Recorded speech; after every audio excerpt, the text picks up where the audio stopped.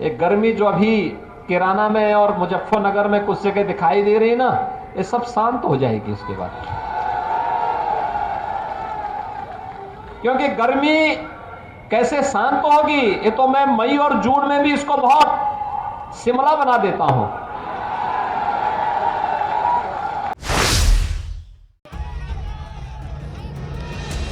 जैसे जैसे उत्तर प्रदेश में चुनाव की तारीखें नजदीक आ रही हैं, नेताओं की बयानबाजी तल्ख और कड़वी होती जा रही है। पहले और दूसरे चरण के चुनाव पश्चिमी यूपी में होने हैं, जहां किसान आंदोलन के कारण भाजपा को जमीन खोने का डर सता रहा है। आलम यह है कि भाजपा के तमाम बड़े नेता पश्चिम में डेरा डाले हुए हैं और अब प्रधानमंत्री मोदी भी चुनाव प्रचार में कूद पड़े हैं। लेकिन भाजपा के नेता चुनाव से ठीक पहले जिस लहजे में जनता से संवाद कर रहे हैं, वह दिखाता है कि भाजपा खुद भी डरी हुई है और वोटरों को भी डराने की कोशिश कर रही है, ताकि किसी भी तरह से ध्रुवीकरण किया जा सके। बैठ जाओ भैया, अरे बैठ जाओ, ऐसा कहता हूं मैं, बैठ जाओ, अरे बैठ जाओ, तो आगे आ जाओ। ओ फौजदार साहब, साइड में आ जाइए जरा। इसके लिए भाजपा ने प्रभावी मतदाता संवाद कार्यक्रम शुरू किए हैं, जो असल में वोटरों को डराने धमकाने के लिए आयोजित किए जा रहे हैं। धौलाना विधानसभा में बीजेपी के प्रभावी मतदाता संवाद कार्यक्रम में योगी ने तो अखिलेश को सीधी चेतावनी दे डाली। उन्होंने कहा कि कैराना और मुजफ्फरपुर में दिखाई देने वाली गर्मी जल्द ही खत्म हो जाएगी और मई जून की गर्मी में शिमला की तरह ठंडक कर देंगे। एक गर्मी जो अभी किराना में और मुजफ्फरनगर में कुछ जगह दिखाई दे रही है ना, ये सब शांत हो जाएगी इसके बाद। क्योंकि गर्मी कैसे शांत होगी, ये तो मैं मई और जून में भी इसको बहुत शिमला बना देता हूं।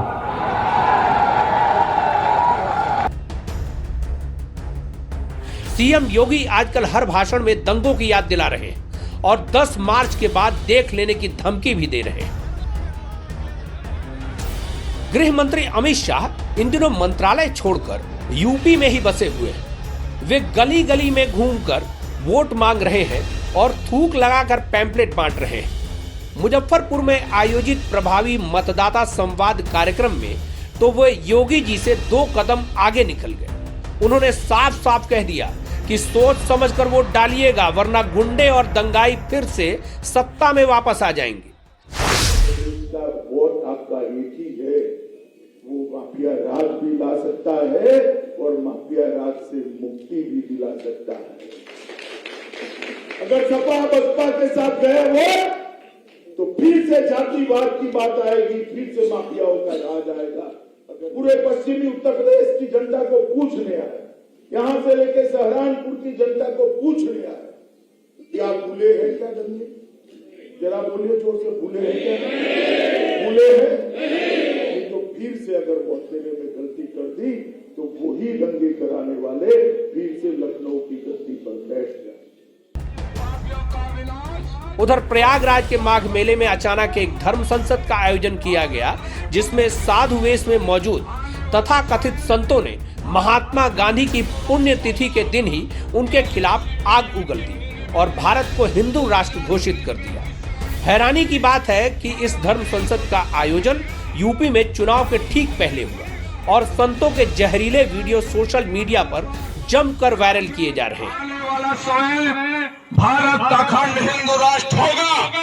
मैंने इसी प्रयाग की भूमि में 2019 में भविष्यवाणी की थी, धारा 370 हटेगा, राम मंदिर बनेगा और सत्य न्याय नीति के आधार पर राम राज आएगा। ये वीरों की जन्मभूमि है, कायरों का देश नहीं। करेंगे हम पापियों का विनाश, कोई गद्दार अब बचेगा शेष नहीं। जय श्री राम, जय। इससे पूर्व रायपुर और उत्तराखंड में आयोजित धर्म संसद में कई मसलों को लेकर विवादित बोल प्रकाश में आ चुके हैं।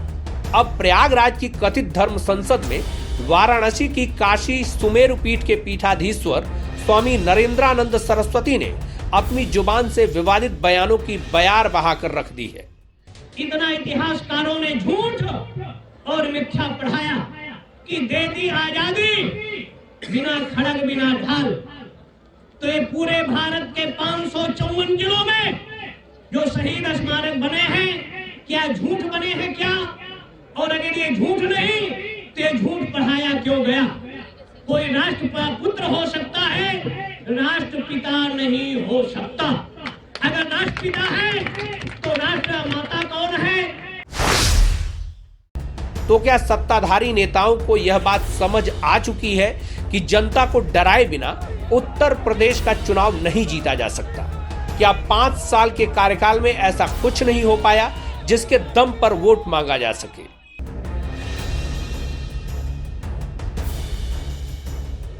यह बात सच है कि किसान आंदोलन के पहले भाजपा को आसानी से यूपी जीतने का विश्वास था, लेकिन आंदोलन के बाद रास्ता कठिन हो गया। पहले और दूसरे चरण में पश्चिमी उत्तर प्रदेश की उन्हीं विधानसभा सीटों पर चुनाव है जहां किसान आंदोलन का खासा असर है। वहां आरएलडी प्रमुख जयंत चौधरी को मनाने की सारी कोशिशें नाकाम हो चुकी हैं। जयंत और अखिलेश ने संयुक्त प्रेस वार्ता कर भाजपा को साफ संदेश दे दिया है कि वे वापस नहीं लौट सकते। अब भाजपा का सारा जोर जाट वोटरों को विभाजित करने पर है ताकि कुछ हद तक नुकसान की भरपाई की जा सके। बहुत लोग संशय भी लगा रहे थे संगम होगा कि नहीं, लेकिन हमारा तो संगम पहले ही हो चुका है। हमारा निर्णय ठोस है। सोचो हालात कैसे हैं, देखिए उनके हालात कैसे हैं, हालात कैसे उनके, सोचो न्योता देना पड़। भाजपा के सामने दूसरी बार सरकार बनाने की चुनौती भी है, क्योंकि 1989 के बाद प्रदेश में कोई भी पार्टी दोबारा सरकार नहीं बना सकी। इसलिए आने वाले दिनों में सियासी बवाल बढ़ने की प्रबल आशंका है। भय की इस राजनीति पर आपकी क्या राय है, हमें कमेंट बॉक्स में जरूर बताएं और चैनल को सब्सक्राइब कर हमारी स्वतंत्र पत्रकारिता को मजबूत करें।